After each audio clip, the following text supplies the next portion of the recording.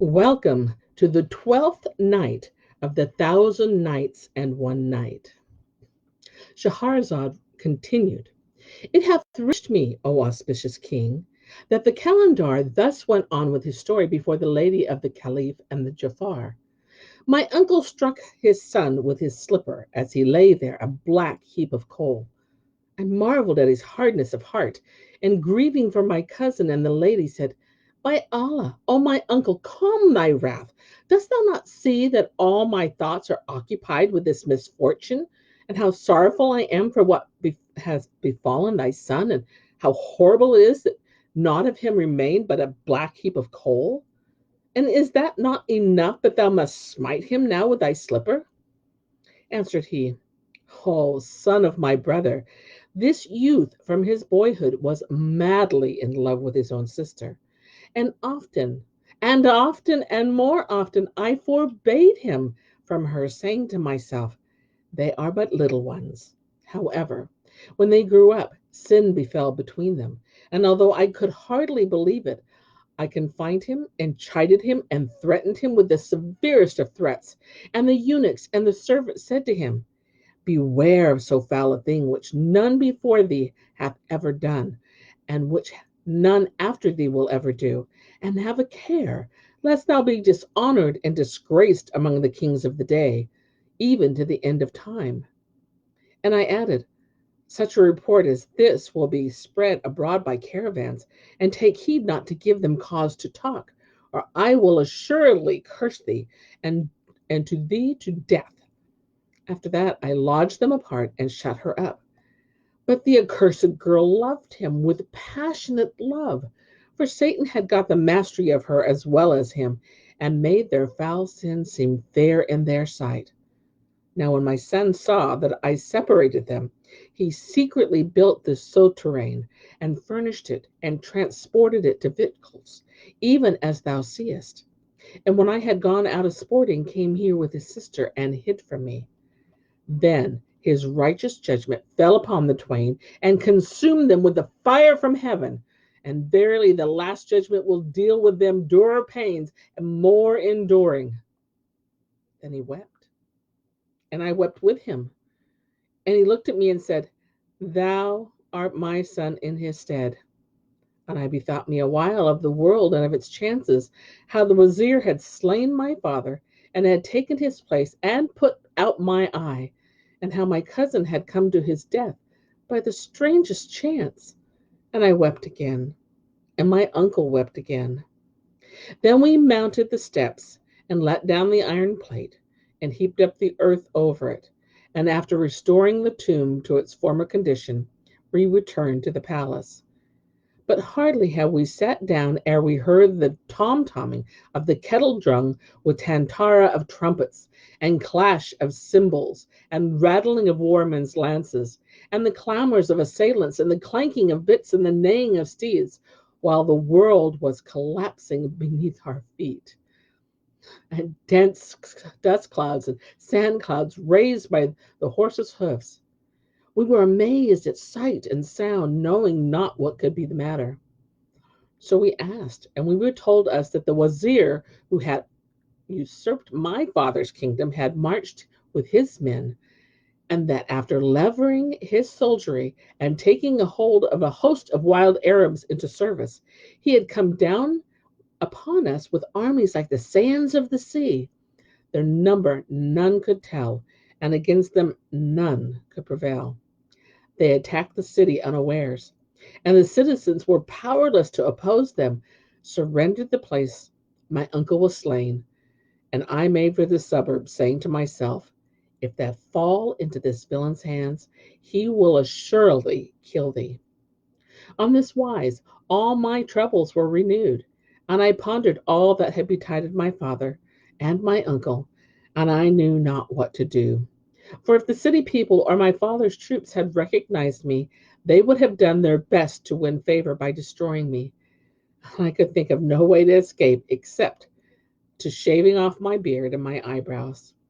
So I shore them off, and changing my fine clothes for Kalandar rags, I fared forth from my uncle's capital and made for this city, hoping that peradventure someone would assist me to the presence of the Prince of the Faithful, and the Caliph, who is the vice regent of Allah upon earth.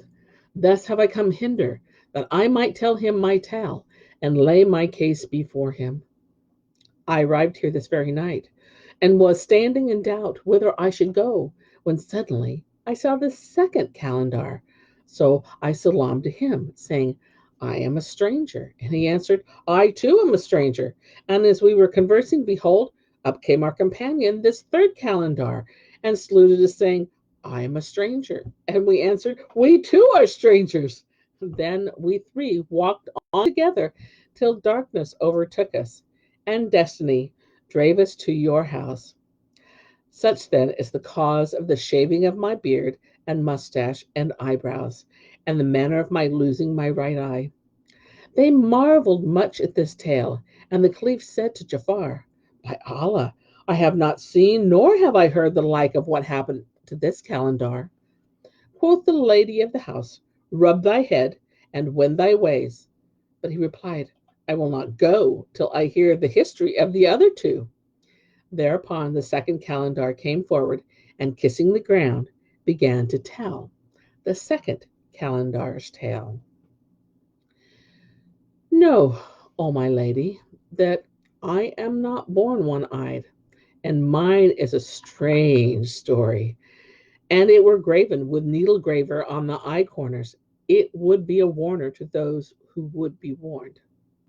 I am a king, son of a king, and brought up like a prince. I learned intoning the Koran according to the seven schools, and I read all manner of books, and held disputations on their contents with the doctors and men of science. Moreover, I studied star lore and the fair sayings of poets, and I exercised myself in all branches of learning until I surpassed the people of my time. My skill in calligraphy exceeded that of all the scribes, and my fame was bruited abroad over all climes and cities, and all the kings learned to know my name. Amongst others, the king of Hind heard of me, and sent to my father to invite me to his court, with offerings and presents and rarities such as befit royalties. So my father fitted our 6 ships for me and my people, and we put to sea, and sailed for the space of a full month till we made the land.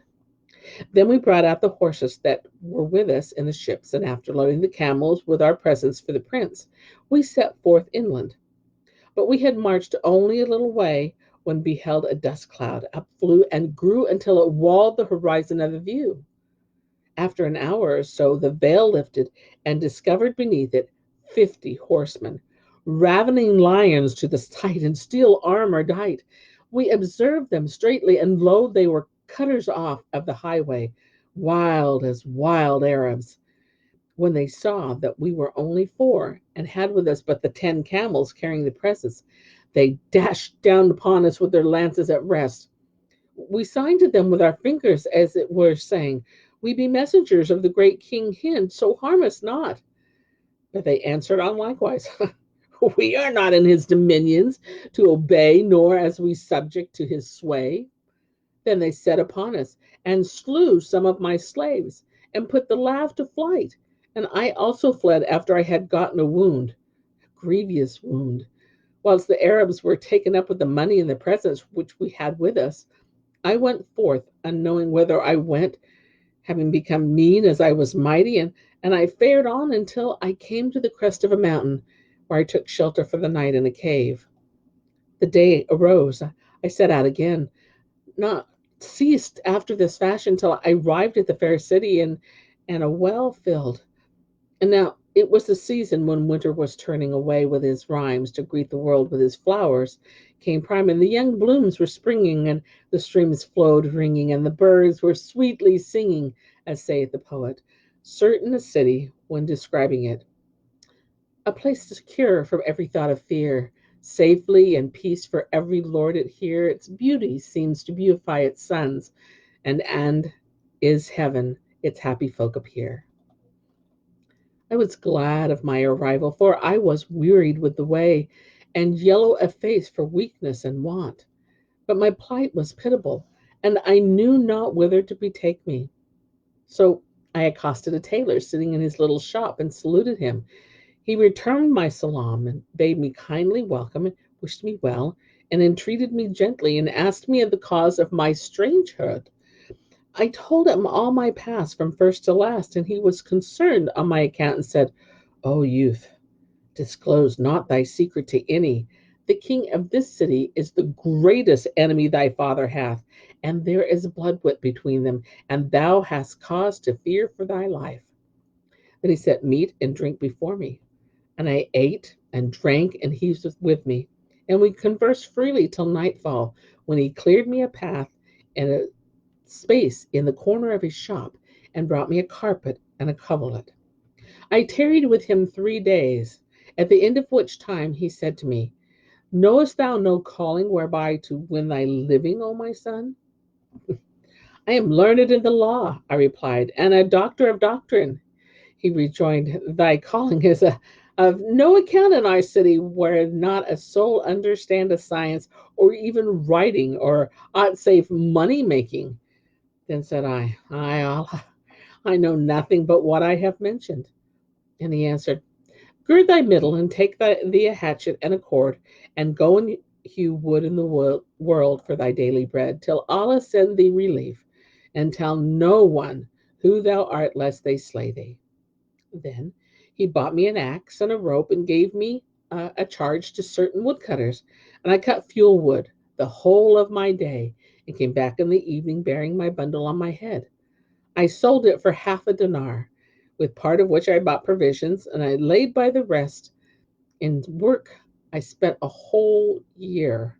And when this was ended, I went out one day, as was my wont, into the wilderness, and wandering away from my companions, I chanced on a thickly grown lowland, in which there was an abundance of wood. So I entered and found the gnarled stump of a great tree, and loosened the ground about it, and shoveling away the earth. Presently my hatchet rang upon a copper ring. So I cleared it away.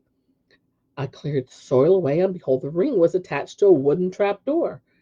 Then I raised, and there appeared beneath it a staircase.